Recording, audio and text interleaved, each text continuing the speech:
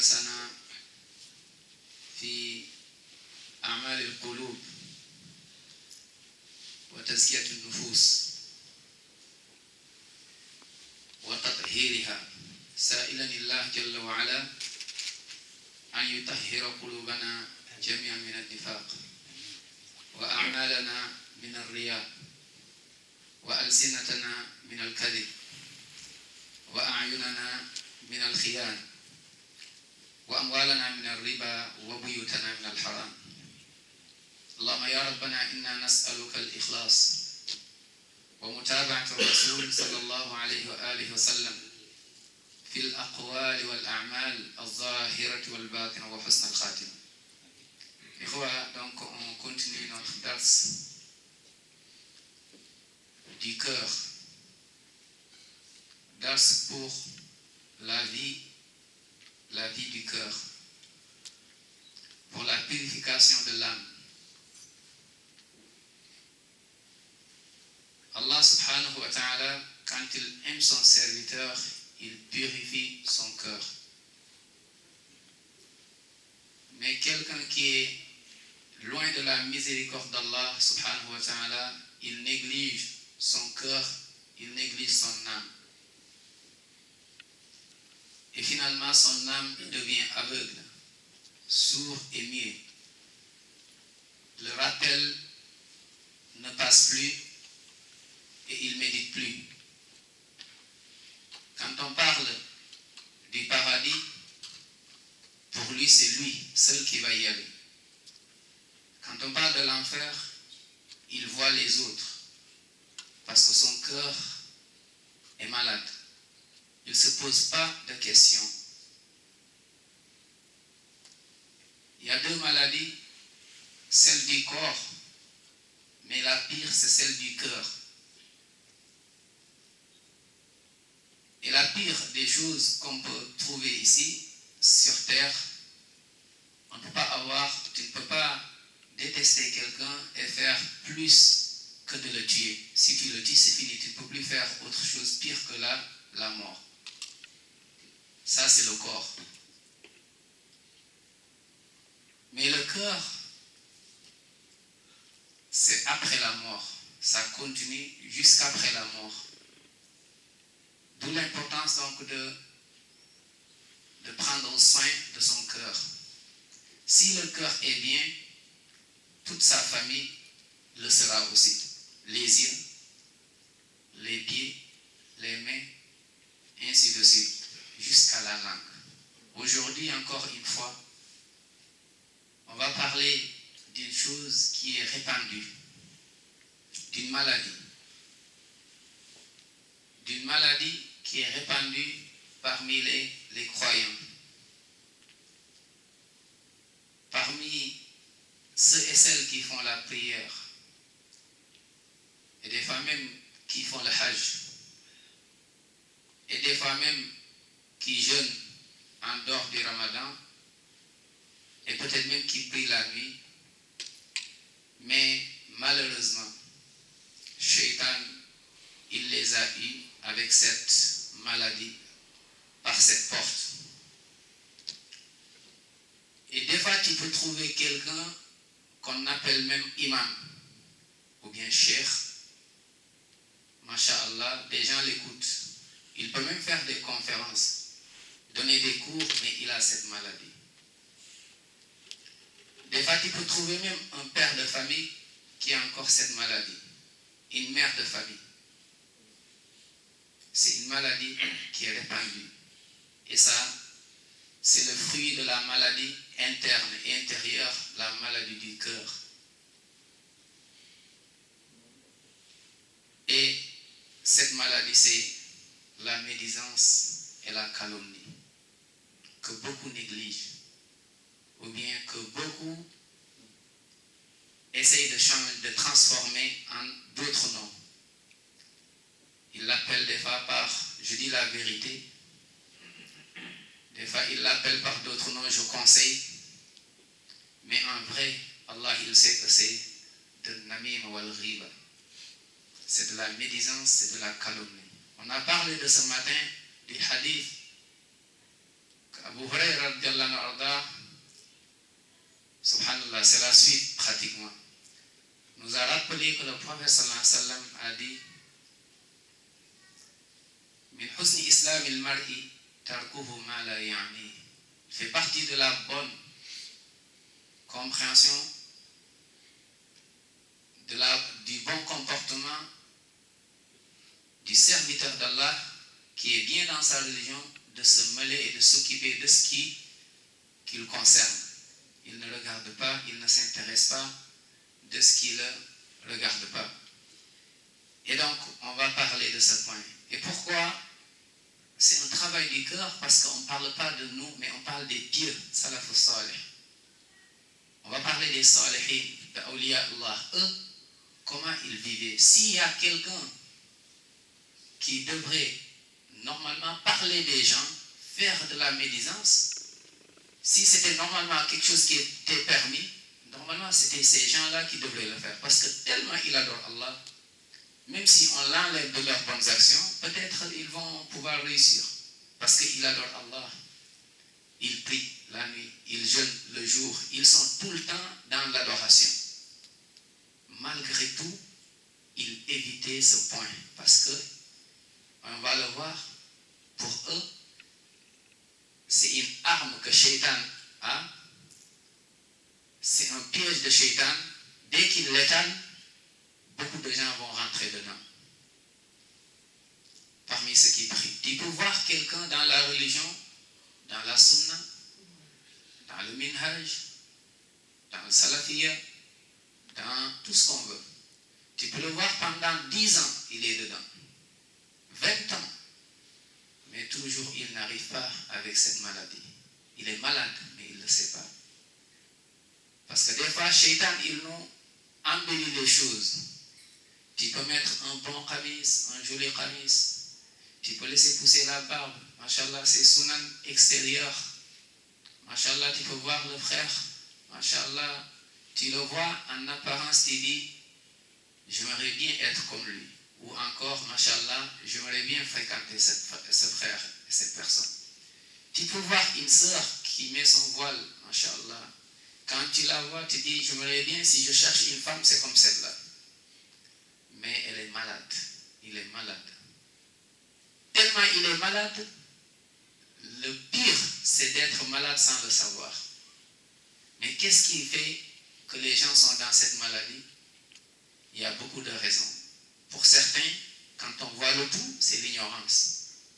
Les gens, s'ils savaient le danger de la médisance, si on savait ce qui nous attend après la médisance, donc c'est l'ignorance. C'est des fois aussi la jalousie. Il y a des gens qui sont jaloux. Ils ont cette maladie, il y a des gens qui sont jaloux.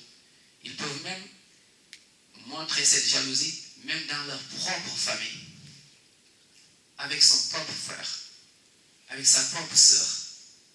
La jalousie. Et d'autres, c'est la méchanceté gratuite. Il y a des gens qui sont méchants. Ils aimeraient réussir et les autres non. C'est une maladie. Ça sont des maladies que beaucoup de gens négligent. Je parle parmi les gens qui se disent croyants et croyantes. Et quand on fait ce rappel, comme je dis, Allah subhanahu wa ta'ala nous dit فَإِنْ آمَنُوا بِمِثْلِ مَا آمَنْتُمْ بِهِ فَقَدْ اهْتَدَوْا. Les gens qui vont venir après les compagnons, parce que les compagnons, Allah est satisfait d'eux. Allah est content des compagnons. Allah dit, les gens qui vont venir après vous, s'ils ont gardé la même compréhension et la même pratique, la même croyance, ils ont retrouvé la guidance. Mais le problème, c'est facile de prétendre, dire que nous, ou moi, je suis les salafus salih. Moi, je suis salafi. Moi, je suis, mashallah, dans le minhaj, dans le bon minhaj. Ça, c'est des paroles. Maintenant, où sont les paroles? Où sont les actes après? Les compagnons, Allah est satisfait d'eux. Et les pieux, mashallah. Mais regardons eux, comment, avec toutes ces bonnes actions qu'ils ont pu faire, ils avaient peur de tomber, subhanallah. Et nous, tellement on est loin, quand on rentre dans ce point, c'est comme si on est déjà au paradis. Et on le minimise. Et on rigole avec. Des fois, on est en train de boire du thé. Des fois, tu vois des frères, on se retrouve dans une assemblée. On n'a rien à faire. On a parlé de ce matin, si tu veux te reposer dans ta vie, garde ces deux choses. Tous les jours, la première chose que tu dois regarder, ce sont tes erreurs, tes fautes, tes manquements. Avant de rencontrer Allah avec cette souillure, avec cette saleté. Et également, tous les jours, ne regarde pas ce que tu n'as pas. Ça va te pousser à trop te plaindre. Mais regarde les bienfaits qu'Allah t'a donnés pour que tu puisses être reconnaissant envers lui. Il t'a donné ce qu'il n'a pas donné à l'autre. Tu as ceci et l'autre ne l'a pas. Toi, tu as le travail, mais l'autre n'a pas de travail. L'autre a la santé, toi, tu n'as pas. Chacun, Allah lui a donné quelque chose. Le prophète sallam disait « Afala akunu abdan shakura » Ne serais-je pas un adorateur, mais shakur, qui remercie Allah subhanahu wa ta'ala.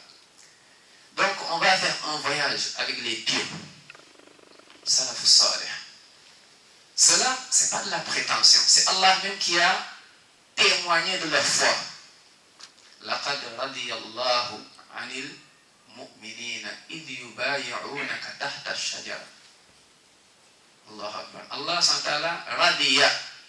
Rida, c'est masha'Allah. C'est un niveau, Allah est satisfait d'eux. Mais ces pieds, regardons comment ils vivaient. Après avoir entendu et écouté, alhamdoulilah, ce dars, le but, c'est celui qui est dedans, qu'il fasse tawba avant la mort. Celui qui n'est pas dedans, qu'il fasse attention, d'éviter de faire attention, parce que c'est un piège, c'est une pente. Ibn Omar, ou bien Omar ibn al-Khattab, son père, qui est Omar ibn al-Khattab? Donc là, on parle des meilleurs parmi les meilleurs. Omar, radiallahu anhu, il dit, ne parlez pas des gens, car c'est un fléau. Dhikrun nas da, wa dhikrullahi dawa. Il dit, parler des gens, c'est une maladie, c'est un fléau. Ça te tue le cœur, mais tu ne fais pas attention. C'est une mort. Tu vas mourir petit à petit. C'est pire que toutes les maladies sur terre. Parce que ça te ronge. Et non seulement ça te ronge, mais ça te ronge. Qu'est-ce que ça ronge? Ça va te ronger quoi? Le cœur, mais surtout tes bonnes actions. C'est-à-dire que tu as tellement... C'est pour cela le prophète sallam, on va le voir. Il dit aux compagnons, qui est le mouflis? Ce hadith. Tous les jours, rappelle-toi de ce hadith. Atadruna manil mouflis. Connaissez-vous le mouflis? Il a demandé aux compagnons de l'anneau. Comment il éduquait les compagnons?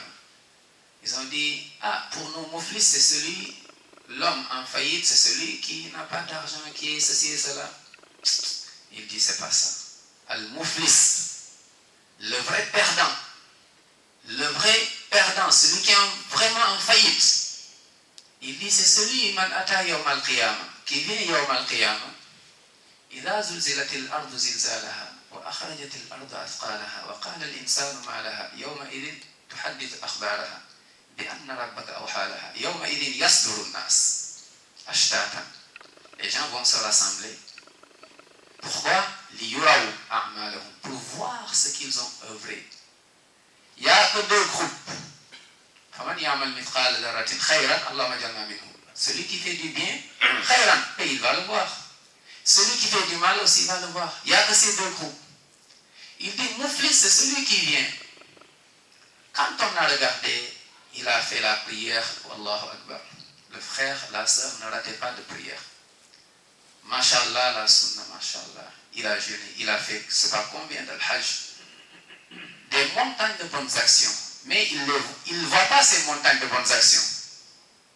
Il ne le voit pas. Mais où sont mes prières? Où sont avec j'ai fait le hajj? C'est cher le hajj maintenant. Le frère s'est sacrifié, la sœur est partie. Mais il ne voit pas le fruit de ses œuvres. Qu'est-ce qu'il y a? On lui dit, mais tu avais fait de la médisance. Une fois, quelqu'un s'est absenté, un ami à toi, un frère, une sœur, et on a parlé de lui, et tu as parlé du mal. Tu as dit, bon, ce frère, cette sœur, ceci et cela, faut pas, il faut.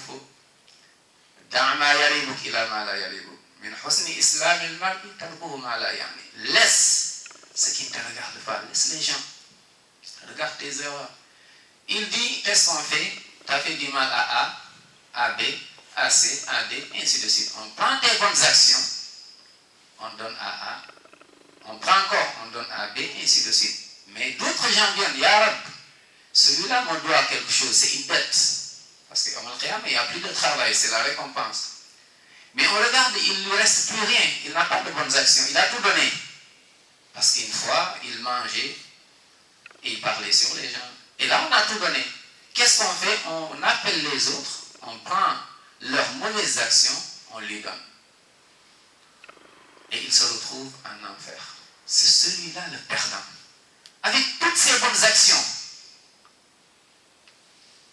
avec toutes tes bonnes actions, وَبَدَى لَهُمْ مِنَ اللَّهِ مَا لَمْ يَكُونُوا يَحْتَسِبُونَ قُلْ هَلْ نُنَبِّئُكُمْ بِالْأَخْسَرِينَ أَعْمَالًا الَّذِينَ ضَلَّ سَعْيُهُمْ فِي الْحَيَاةِ الدُّنْيَا وَهُمْ يَحْسَبُونَ أَنَّهُمْ يُحْسِنُونَ صُنْعًا. Les perdants, c'est ceux qui croient. Il attend Yawm al-Qiyamah, mais en fait, il n'a rien du tout. Le prophète dit, c'est celui-là le perdant.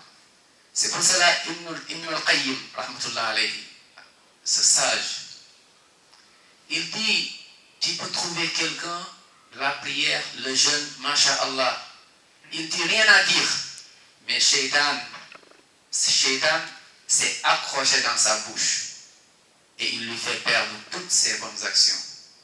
Mais il ne se rend pas compte. C'est pour cela Omar dit, ne parlez pas des gens, car c'est un fléau, c'est une maladie. Il dit, mentionnez plutôt Allah. Évoquez Allah. Parlez d'Allah. Ne parlez pas trop des créatures, parlez du Créateur. Il dit, car c'est une miséricorde. Si tu veux la miséricorde, oublie les gens, mais rappelle-toi d'Allah. Ya ayyuhalladhina amanu uzkurullaha dhikran kathira wa sabbihuhu bukratan wa asila. Évoque Allah. Quand tu évoques Allah, Allah t'évoque. Si tu l'évoques dans une assemblée, il t'évoque dans une assemblée mieux que la tienne. Subhanallah. Allah t'évoque. T'imagines Allah, il parle de toi. T'imagines le président, subhanallah, tu regardes la télé, tout le monde est là, il parle de toi. Quelle fierté, mais là c'est Allah, Rabbus samawati wal ard. Il parle de son serviteur, avec tous les serviteurs qui existent. Allah, il te choisit, il parle de toi, subhanallah, il t'évoque. Jalla wa ala. Allah s'entend dit, Huwa alladhi yusalli alaykum wa malaikatuhu. Mais Allah s'entend salatullahi ala abdihi rahmah wa la yadkhulu al-insan al-jannah illa idha taghammadahu Allah min rahmatih illa bi rahmatillah. La prière, Allah s'entend c'est sa miséricorde sur toi. Omar donc il dit ça. Qais ibn Hazim, comme on a dit, toujours on retourne voir dans Siyar A'lam al-Nubala, on va voir ses preuves. Ou bien dans Kitab al-Zuhd de Imam Ahmad rahmatullah alayhi, ou bien dans Hilya, on va retrouver tout ce qu'on vient de dire. Qais ibn Abi Hazim rapporte, Amr ibn al-As passa devant une mule morte et il dit par Allah, tu vois, quelque chose qui est mort, cadavre. Quand il le voit, il dit par Allah que l'un d'entre vous en mange. Ce qui est mort là, tu imagines, tu sors, tu vois un chat écrasé dans ton cheminement. Pendant des jours, tu vois, subhanallah, comment il est. Il dit que l'un d'entre vous en mange est meilleur. Et meilleur, c'est plus préférable pour lui que de manger la chair de son frère ou de sa sœur. Subhanallah. Mais combien on néglige cela dès que des frères se réunissent, se rencontrent. On devient des politiciens dans la religion. On ne parle plus de nous, mais on parle des autres. pour cacher nos erreurs, pour oublier. Omar ibn Abdul Aziz, il invitait souvent des gens chez lui, mais il leur disait, je vous invite chez moi à condition, ne me parlez pas des absents. Quand vous parlez des absents, parlez du bien ou bien ne dites rien du tout. Ça, c'était une condition. Combien de maisons, aujourd'hui, c'était le lieu de médisance? Il y a des maisons, subhanallah, Allah, il maudit ces maisons. Il y a des endroits qui sont maudits. Comme il y a des personnes aussi, Allah il les a maudits, subhanahu wa ta'ala. Pourquoi? Parce que dès qu'ils sont ensemble, ils sont malades. C'est pour ça les pieux, quand ils voyaient quelqu'un qui est malade, parce que ça c'est une maladie, subhanallah, qui peut, comment dire encore, c'est une maladie qui peut toucher les autres même qui sont autour de toi. Ça contamine. Quand ils voient quelqu'un médire, soit il l'arrête ou bien il ne veut pas, il part. Il partait, il ne restait pas, parce que c'est grave. C'est pour cela, subhanallah, Ibn Abbas, radiallahu anhuma, il dit, si tu veux mentionner les défauts de ton compagnon, rappelle-toi tes défauts. Nous tous, on n'a que des défauts. Des fois, quand tu nous entends parler des autres, c'est comme si nous on est au paradis. Comme le Pieux disait, ne parle jamais des gens du mal. Attends, parce que tu n'es pas encore meilleur que Shaitan, ne te trompe pas. Combien d'années Shaitan a adoré Allah? Combien d'années? Avec tout ce qu'il a adoré, subhanallah, il a désobéi à Allah. Fais attention, ne te vois pas le meilleur, ne te crois pas le meilleur. Parce que des fois ça va vite. Dans mon quartier, il y a que moi qui prie. Regarde les jeunes, c'est des... Tu commences à rentrer dans un cadre qui ne te regarde pas, tu juges les gens. Cela, comme nous rapporte le Prophète sallam, quelqu'un qui a jugé quelqu'un, il dit celui-là il va en enfer. Allah il fait l'inverse. Il le prend, il dit qui t'a donné l'autorisation de juger en mon nom, de dire qui va au paradis ou qui ne va pas au paradis. Sauf ce cité dans le Coran, dans la Sunna. Mais que personne, la langue, une parole, tu le dis, tu ne te rends même pas compte, tellement Allah te déteste. Il est en colère de toi, subhanallah, il te jette direct dans le feu. Une seule parole. Mais nous, combien de paroles on parle? Combien dans la journée? On ne se rappelle même pas. Les pieux, quand ils désobéissaient, ils se rappelaient du péché, parce qu'ils étaient propres. Il y a un pieux, une fois il a pleuré. On dit qu'est-ce qu'il pleure? Il dit je me rappelle, j'ai commis un péché il y a de cela 40 ans ici. 40 ans. Un autre pieux dit wallahi ils sont sincères. Dès que le mal ou bien dès qu'un péché rentre dans leur cœur, ça se voit parce qu'ils sont purs. Il dit mais nous c'est le contraire. Nous au contraire on se rappelle de nos bonnes actions. On se rappelle plus de nos bonnes actions. On ne sait même pas la journée. Il y a on ne sait même pas ce qu'on a dit de tout. On parle, on voyage, on mange on prend soin, comme disait un sage, on prend soin de ne pas manger le haram. Tu dis on mange que le halal. Mais on ne fait pas attention. On mange la chair de nos frères et sœurs.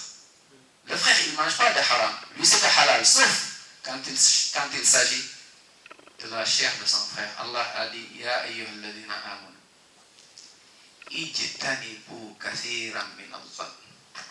Faites attention. Faites attention à zann. À zann, il paraît, ce frère, on dirait, je l'ai une fois vu passer là avec une sœur, mais pourtant il n'est pas marié lui, mais il est louche ce frère. Ça c'est zann.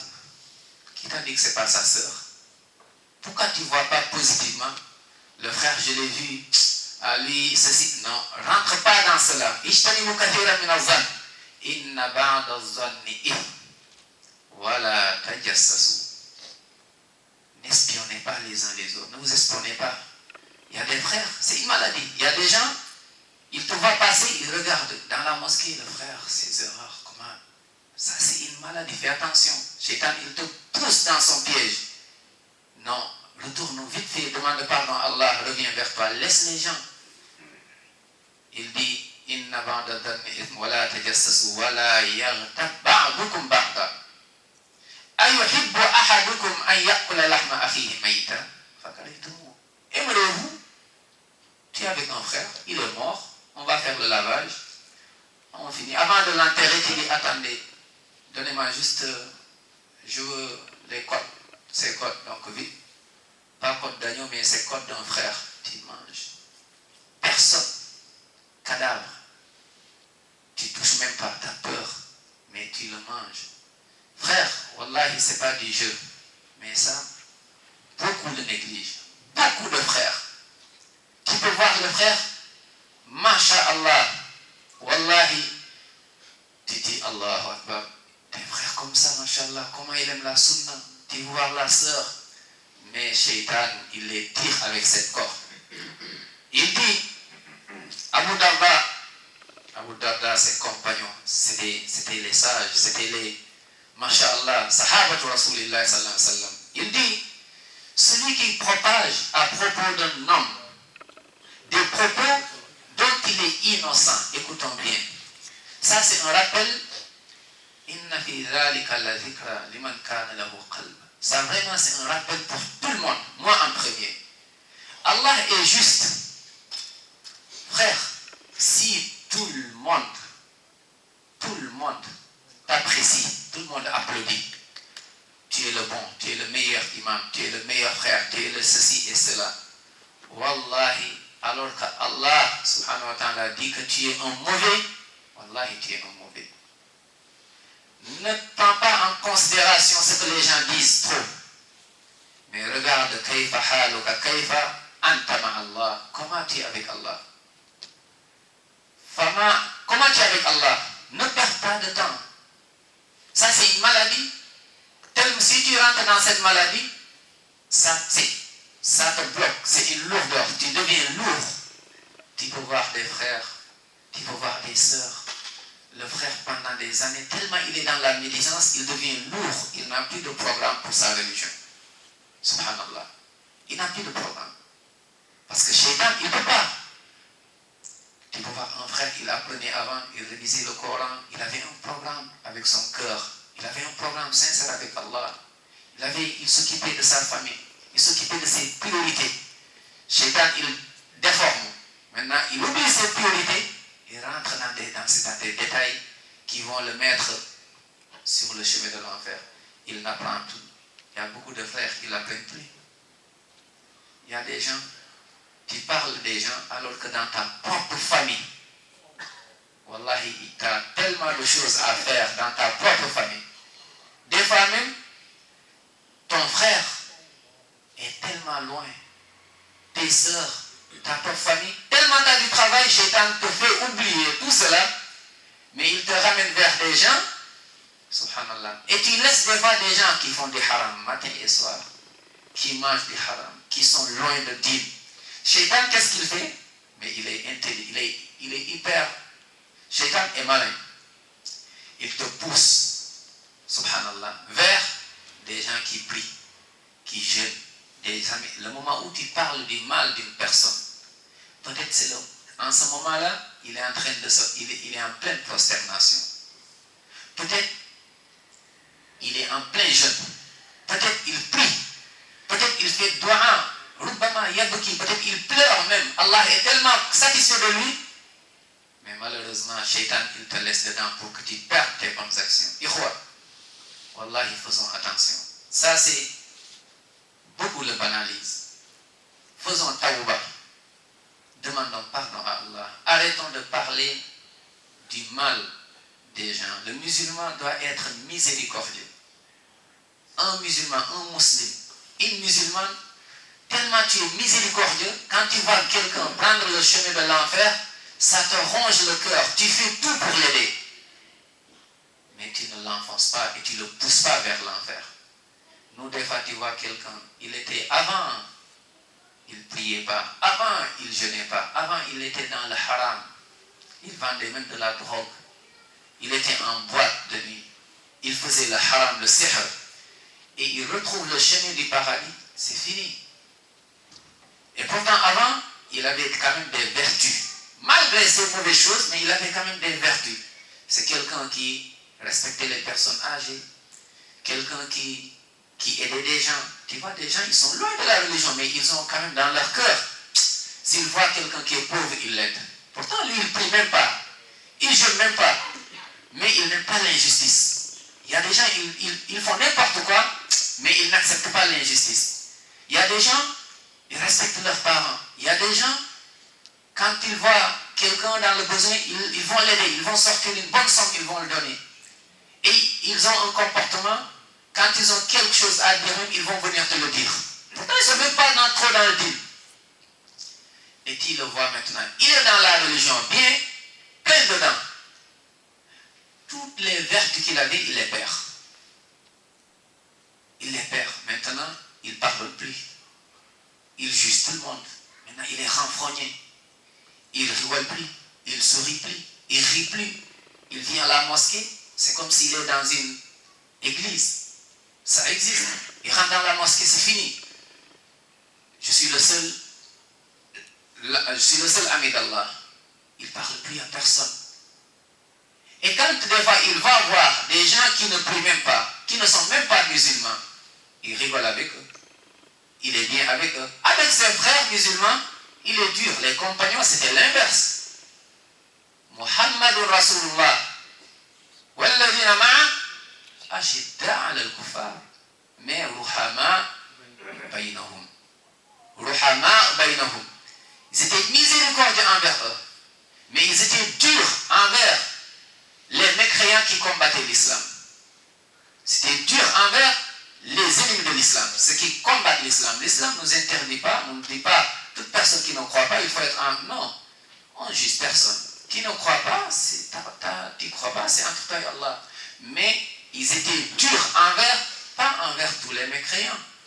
Comme des fois, on le prend, toute personne qui ne croit pas, c'est fini.